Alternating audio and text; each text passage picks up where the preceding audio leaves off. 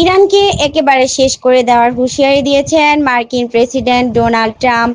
বুধবার নিজের সামাজিক যোগাযোগ মাধ্যম ট্রুথ সোশ্যালে দেওয়া এক পোস্টে তিনি এই বিতর্কিত মন্তব্য করেন।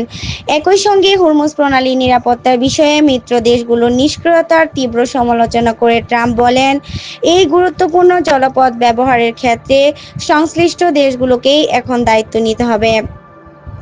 ট্রাম্প তার পোস্টে লিখেছেন, ইরান নামক ওই সন্ত্রাসী রাষ্ট্রটির অবশিষ্ট যা কিছু আছে তা যদি পুরোপুরি শেষ করে দেওয়া হয় তবে কি ঘটবে সেটি নিয়ে তিনি ভাবছেন।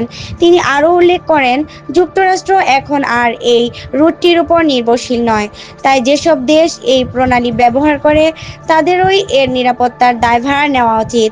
ট্রাম্পের মতে এমন কড়া পদক্ষেপ নিলে আমেরিকার যে সকল মিত্র দেশ এখন সাড়া দিচ্ছে না তারা দ্রুত সক্রিয় হতে বাধ্য হবে। ২৮ ফেব্রুয়ারি ইরান অভিমুখে যুক্তরাষ্ট্র ও ইসরায়েলের যৌথ সামরিক অভিযান শুরুর পর থেকেই মধ্যপ্রাচ্যে উত্তেজনা চরমে পৌঁছেছে। ওই হামলায় ইরানের সর্বোচ্চ ধর্মীয় নেতা আয়াতুল্লাহ আলী খামেনি সহ এখন পর্যন্ত প্রায় ১৩০০ মানুষ নিহত হয়েছেন। এর জবাবে ইরান, ইসরায়েল সহ জর্ডান, ইরাক ও উপসাগরীয় দেশগুলোতে ড্রোন ও মিসাইল হামলা চালিয়েছে। তেহরানের দাবি, তারা মূলত ওইসব অঞ্চলে থাকা মার্কিন সামরিক লক্ষ্যবস্তুগুলোতে আঘাত হানছে।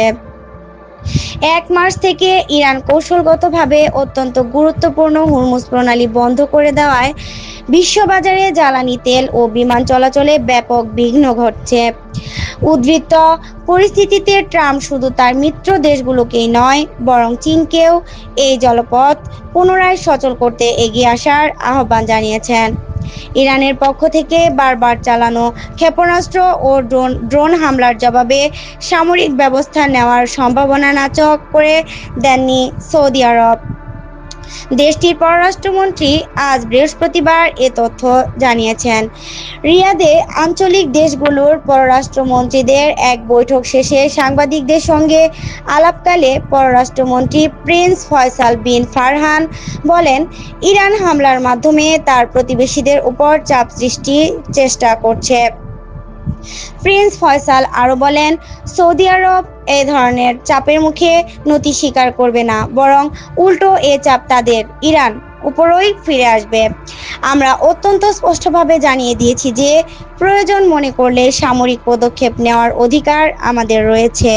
নাহিদা, কথা টিভি ৭১, ঢাকা।